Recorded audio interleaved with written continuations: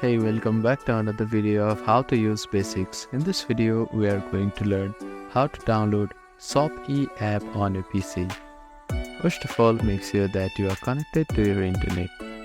After that, open up Microsoft Edge browser.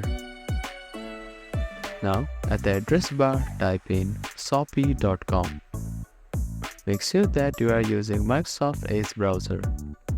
Otherwise, you cannot download the application from other browsers. Now, at the top right corner of your screen, you can see 3 dots.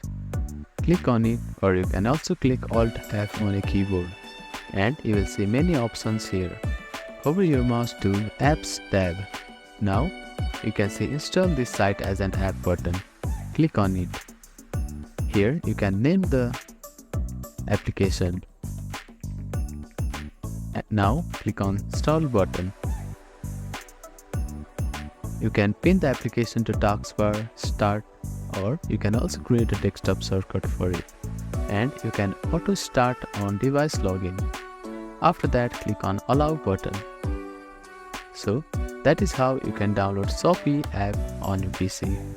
Thank you for watching this video. Please do not forget to like, share and subscribe to our channel and comment down if you have any queries.